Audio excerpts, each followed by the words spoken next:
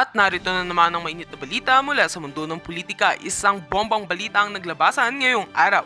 Ang ating Pangulo, President Coutinho Norte Jr. ay muling naging sentro ng usap-usapan matapos kumalat ang mga balitang may mga malalaking sektor ng militar at kapulisan na nag-aalangan at nag-aalsa laban sa kanyang pamumuno. Ayon sa mga insider, posibleng magbitaw na ang Pangulo sa kanyang posisyon.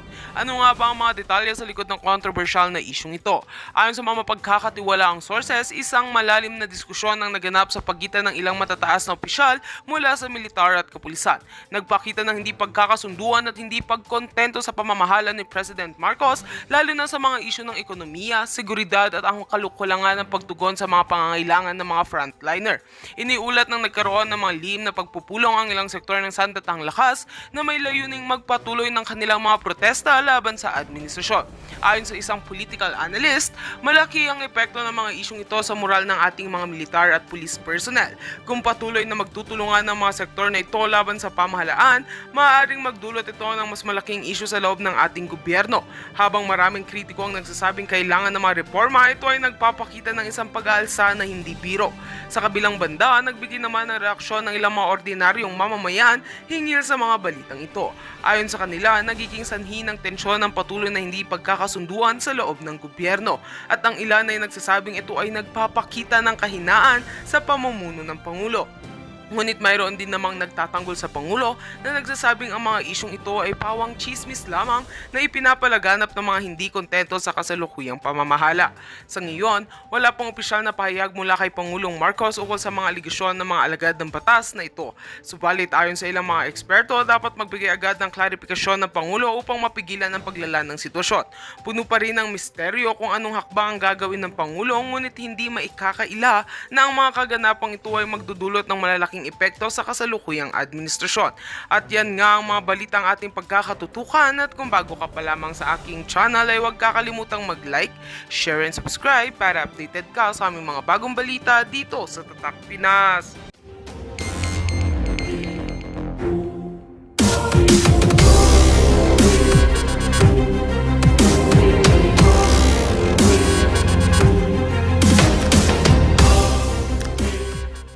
Sahin. Ang hirap niyang intindihin. Read my lips, look me in the eye. Although I have my sunglasses, this is to avoid the glare here in the studio. But all I can do, mga boss, I will try to read between lines. Itong si former President Rodrigo Duterte. Let's get it straight.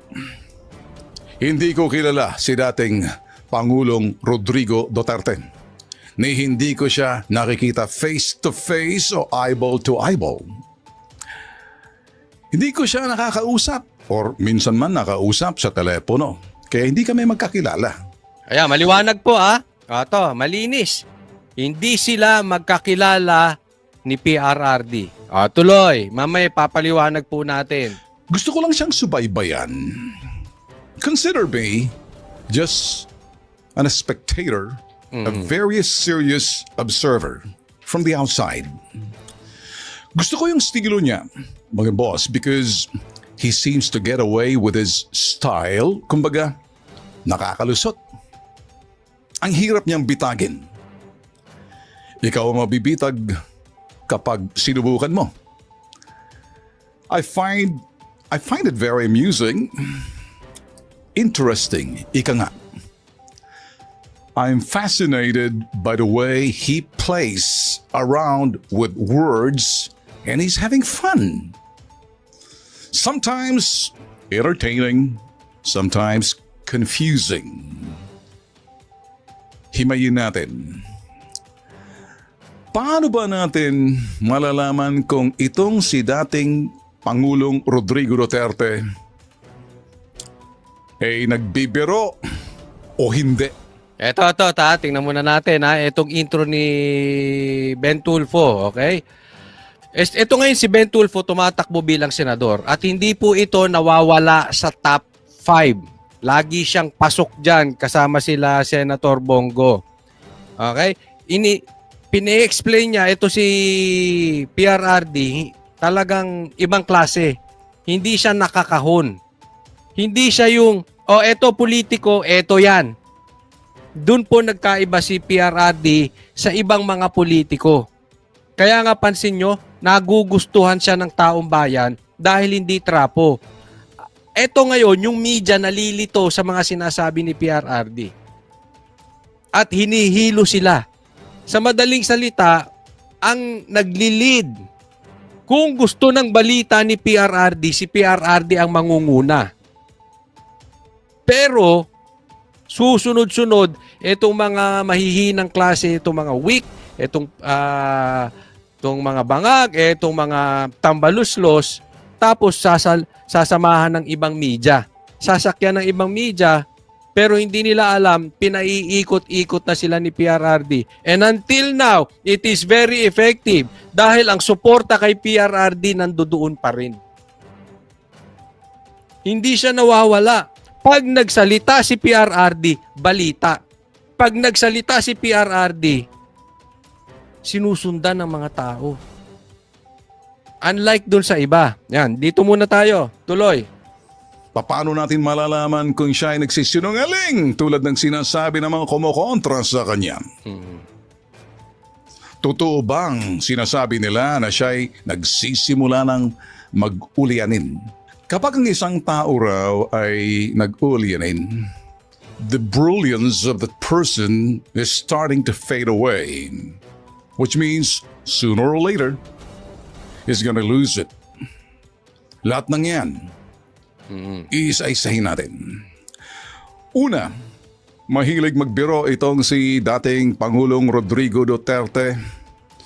Kahit sa harap ng media, harap ng kamera, harap ng mikropono. Diba, ibang-iba? Yung papansin nyo, iba ang karisma ni PRRD. Yung bitaw niya ng biro, grabe. Kaya mapansin nyo, pag ang blinag ng mga DDS si PRRD, benta. Pag ang blinag ng mga pulahan si PRRD, benta. Pag ang blinag ng mga dilawan si PRRD, benta. Pag blinag ng mga komunista at NPA si PRRD, benta. Basta anything about PRRD, benta. Samantalang, etong mga vloggers na sumusuporta kay BBM, pag ang binalita nila si BBM, langaw. Walang views. Pag itong mga dilawan, pag ang kanilang blinag is about the dilawans, langaw. Kaya mapapansin nyo, lahat ng balita, mapapula, NPA, mapakomunista, mapadilaw, mapa-DDS, ang gustong balita, Duterte. Ganun po ang karisma ni PRRD. Ito po yung pinapaliwanag unti-unti ngayon ni Ben Tulfo. No. Presidente pa siya noon. At hanggang ngayon, sa kasalukuyan, sige pa rin. Biro pa more. Birong may laman. Yung birong pangungutya or Yan o, biro may laman. So, inuunti-unti pinupuri. No? Ito, tingnan lang natin kay Ben Tulfo. Okay? Ito si Ben Tulfo. Matagal na po ito sinusubaybayan ko. At ito si Ben Tulfo, hindi katulad ni Raffy Tulfo at saka ni Erwin Tulfo. Iba po. Iba. Sa katunayan, ito ha. Meron akong nabalitaan sa isang malapit di umano sa mga Tulfo.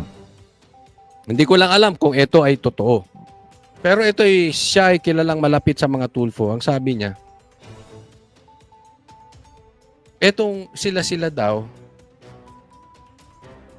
hindi sila magkakasundo. Ayaw ni Ben Tulfo ang stand ng dalawa niyang kapatid. Lalong-lalo na, itong ginawa ngayon, lately, ni Erwin Tulfo patungkol dito sa tourism. Talagang nilaglag ni Ben Tulfo si Erwin doon. Ang sabi nga, hindi mapapagsama sa isang lamesa, sa isang dining table na kumakain itong mga Tulfo na ito. Definitely wala na si Mon. Tapos na siya sa ira niya.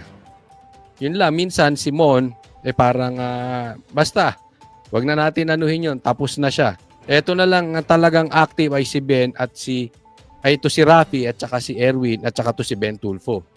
So, hindi sila magkakasundo. At pansinin nyo, may pagkakapareha si PRRD at si Ben Tulfo. Hindi sila out of the box. Out of the box sila. Hindi mo sila pwedeng ikahon. Pansinin mo, si Rafi at saka si Erwin trapo na ang dating. Kabago-bago. 'Di ba? Si Ben, hindi. Ino-observe ko tong mama na ito. Talaga namang hindi siya mahilig mamulitika. Hindi siya yung parang sisip-sip dito, sip-sip kay BBM, sip-sip kay Duterte, hindi. Hindi po siya. Kaya nga, doon siya nagugustuhan ng maraming tao. Kasi meron siyang sariling utak. Same thing with PRRD. Hindi sinundan ni PRRD yung typical sistema ng politika. Hindi siya trapo. Hindi nakakahon si PRRD. Ito po pinupunto niya. Sarcastic joke, magaling sa dyan. Watch carefully, listen carefully. Ito yung tinatawag na sarcastic joke, magaling siya rito. Tingnan na maigi. Yung tinatawag na sarcastic joke, he's having fun. Example, pahayag niya.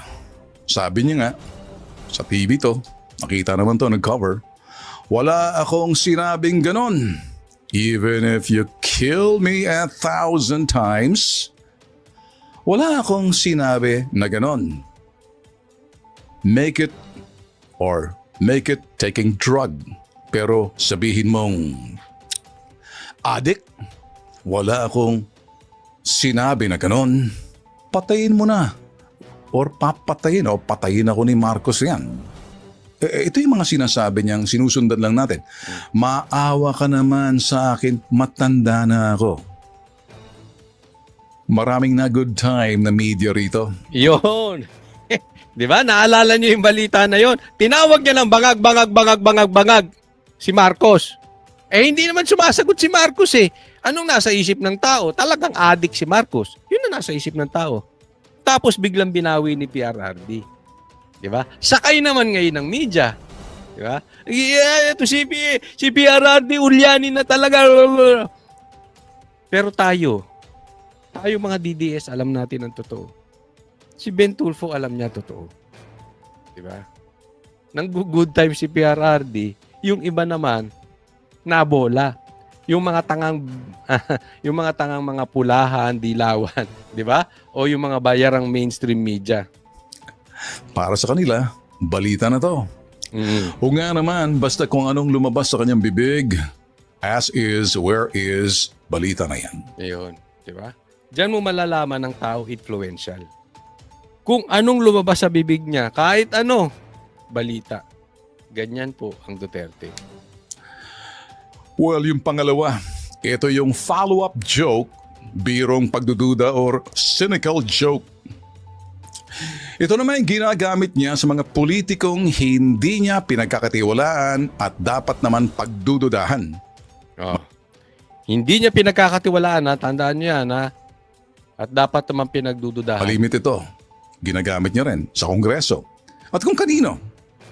Again, listen carefully and watch. Listen carefully. Watch carefully. Ito yung kanyang sinabi naman. If I can say it to Marcos, if I can say it for all, antibiotic, aspirin, they're all drugs. Pero wala akong sinabi. Papatayin ako ni Marcos yan. Takot naman ako mamatay. Matanda na ako. How do you find that? Di ba? Sinasabi ni, matanda na ako, ready na ako mamatay. Sinasabi ni PRRD, di ba? So, magaling si PRRD dyan. And buti na lang, hindi katulad ni itong si Ben Tulfo, yung ibang mga, alam nyo, dumadami na rin po kasi yung mga sinasabi nilang social media vloggers, mainstream mainstream media na makikitid ang utak. Napansin nyo ba yun? Tingnan mo yung isang congressman, may blank space daw.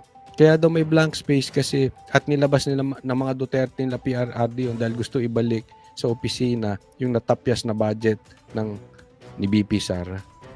Ganun na po sila kanipis mag-isip. So hindi ako nagtataka etong kanilang mga vloggers, posible ganyan din. Ang bilis nila. Pagtatawanan na siya ulyanin talaga si PRRD. Wala talagang isang salita, di ba? Ganun po sila katanga. Ito yung pangatlong bihirang-bihira. Posibleng sa pamilya niya lang o kaibigan niya lang to. Yung birong in the spirit of fun. Wala lang. Kasiyahan, no harm done, no pun intended. Well, enter Antonio Trillanes as usual. Madaling mabasa ang pinagsasabi nitong si Antonio Trillanes. Salamat nga pala sa Magdalo survey ha. At number 5 ini. Ayan. Ito malakas po sa malakas po at hanggang ngayon malakas po sa survey si Tulfo. Consider po natin si Tulfo, kayo pag-isipan niyo 'yan. Pero sa akin lang, doon na tayo sa bago. Huwag na natin iboto yung matatagal ng politiko gaya ni Aimee, ni Lito Lapid, etc. na wala namang nagawa. Wala namang nagawa, ibabalik pa natin sa pwesto. Diba? Nasa sa inyo yan kung sinong gusto nyo iboto. Basta sa akin, yung mga matitino. At halimbawa sila Atty. Vic, sila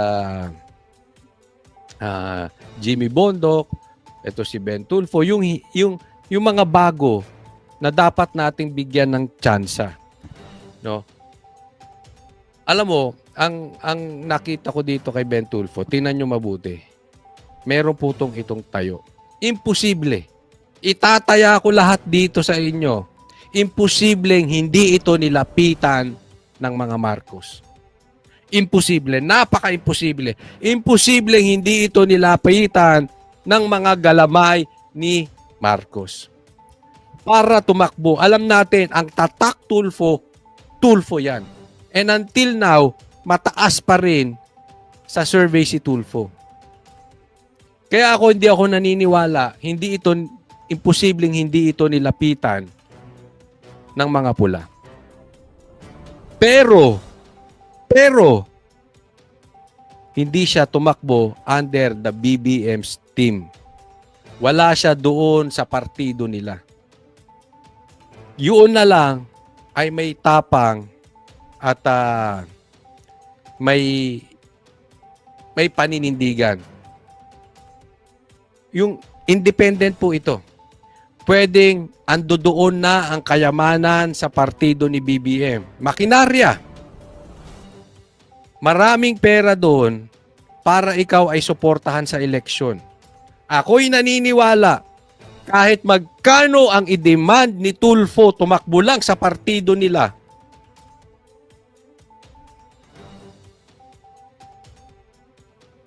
ibibigay. Ganoon po kalakas ang Tulfo. Hindi po natin madidinayan. Especially si Ben. Kasi si Ben Tulfo, ibang-iba po doon sa mga kapatid niya. So, I'm positive na may opinion, na may alok. Ito, malaki. Ito si Ben Tulfo. And sigurado ako, tinanggihan niya yon. Kaya independent siya ngayon. Ibig sabihin, ito ay posibleng maging taya natin sa Senado. Kung sakali, ako naniniwala ako pag nanalo ito, and definitely napakalaki ng chance nitong manalo. Nasa 80-90% mananalo to si Ben Tulfo. At pag nanalo ito, I'm sure nasa Duterte party to.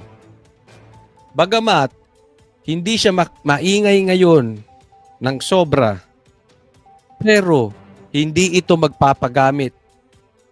That's one thing for sure. Hindi ito magpapagamit kay Marcos, hindi ito magpapagamit kay Tambaluslos, and definitely hindi rin ito magpapagamit sa mga kapatid niya. Sa katunayan, napupuna ko na dumidistansya siya. Ayaw niya doon sa mga kapatid niya. Ito yung opinion ko lang ha. Pansinin nyo. Kaya ito magiging dagdag numero natin mga DDS sa Senado. Kailangan natin ng numero doon na maninindigan at talagang sisilip. Ako naniniwala ako hindi ito katulad ni Rafi. Sisilipin niya talaga. Sisilipin niya talaga yung mga dapat silipin. Alam ko marami sa inyo na disappoint sa mga Tulfo, including me. Hindi ko po tinatanggi yun. Sa katunayan, binanatan ko si Ben. Binanatan ko rin si Rafi at saka si Erwin. But ever since, ito hindi. Kasi nakikita ko iba siya. Dati pa, kahit i-check nyo yung aking mga vlogs before, nakikita nyo, iba. Dati pa, iba to. Sinasabi ko, iba na ito. Iba daw to sa kanyang mga kapatid. What a big accomplishment. Come on. Keep pulling my leg. Number 5 sa senatorial surveying ng inyo Magdalo. Sino? Ini. Thanks but no thanks. Okay, back to Trillanes. Sabi ni Trillanes, pathological liar daw itong si Rodrigo Duterte. Ang ibig sabihin ng pathological liar, mga boss, yung taong walang sinasabing totoo at puro kasinungalingan na. Tanga kasi yan, si Trillanes. Tanga. Hindi nila alam, pinasasakay. 'Di ba? Tayo. Hindi, nung sinabi ni PRRD gano'n, sumababa loob natin. Alam natin sa sarili natin naglalaro si PRRD. Pinagtitripan, eto mga gullible na ito. Tayo alam natin, including Ben Tulfo, alam niya. Ito si Trillanes, wala. Mahina talaga to. Magsama sila dapat ni Gadon. Hey, pangklase. Yung magiging sabihin, nasanay na yung pathological liar mabuhay sa kasinungalingan. Kaya naman, sa pananaw ni Antonio Trillanes, itong dating Pangulong Duterte, Rodrigo Duterte, may amats. Ibig sabihin, may tama raw. Makikita mo dyan sa post niya, mga boss, at babasahin ko, the pathological liar in Duterte was in full display. Malalang amats nito. Tell me about it. Mortal enemy number 1 nitong si dating Pangulong Rodrigo Duterte nung siyang nakaupo pa, Senator pa si Antonio Trillanes. Sino kayang unang mag-uulianin dito sa dalawa? Si Tonyo o si Digong? Don't raise your hands. Please, if you know the answer, do not raise your hands. O kayo, sa tingin ninyo, sino muna mag-uuli? Palagay ko nag-uulyanin na si Trillanes ngayon pa lang eh. Tingnan mo, wala nang latak na yung lumalabas sa utak. Don't get in trouble. Kapag tinawag mo ang isang taong pathological liar dahil pilit mong binabasa ang mga palabrang lumalabas sa bibig niya Mismo. at ginagamit mong patunay ito o ebidensya mo, Tonyo, mabibitag ka. Nag-gets yun ha? Di ba? Utu-utu ka, tanga. Hindi po mura, tanga. Stupid yun. Utu-utu ka, tanga ka, Trillanes. Gaya ng mga 10 mga supporters ni Marcos, mga vloggers. Ang daming nabitag ni PRRD doon, no, ng mga vloggers. Slow down. Baka nakalimutan mo yung may tinatawag pang white lie. Wala kasi sa bokabularyo ninyo, ikaw particular Tonyo, or iba sa atin. Nag-ibig sabihin ng white lie, pagsisinungaling para hindi ma-offend, masaktan yung tao because you want to be decent and courteous but still you're lying. Ginagamit din ito ni dating Pangulong Duterte noon. At so it's an art of communicating para sa kanya. Sabi nga nung araw, marami nagsasabi, out of the box. Hindi siya templated. Hindi siya yung sinasabing typical na statesman kung tawagin ng iba dahil he's just be himself. Ito ang nakita ko kay Ben Tulfo. Dati kasi nakausap ko po ito. At sa dami ko nang nakausap, dati nakausap ko. Sa dami ko nang nakausap na mga politiko or papasok sa politika or media, sawang-sawa po ako sa plastic. Totoo yan. Hindi ko lang pinapahalata, pero naaamoy ko yung plastic. Tatanungin ko lang sila ng isang tanong. Tapos maya-maya uulitin ko, magkaiba na sagot. O kaya nahuhuli ko sila sa mga kaplastikan nila. Pagkausap mo, iba. Pag may camera na, iba na. Eto, magagaranti ko sa inyo kung ano si Ben Tulfo kausap, yun siya sa camera. At hindi siya sumasakay sa sa isang issue or sa isang politiko. Isa masasabi ko sa mamang ito. Nung nakausap ko siya, may sariling isip. Hindi mo pwedeng diktahan. Yun ang pumasok talaga. Same thing kay PRRD. May sariling isip, di mo pwedeng diktahan. Hindi yung, ay uso ngayon ng pula, sa pula tayo. Ay uso ngayon, uso ngayon ng dilaw, sa dilaw tayo. Pansinin nyo, politiko ganyan. O, pirma tayo doon sa ginawang bill ni Ontiveros. Napangit daw yung bill. Kinontra ni Marcos. Inatras nila yung pirma nila. Ito yung mga taong walang paninindigan. Sabay sa agos. Ito, hindi. Gumagawa ng sariling agos. Hindi siya yung totoong leader to. Hindi siya yung parang pabakla magsalita. Paiba-iba. Depende sa camera o depende sa personal. Ito,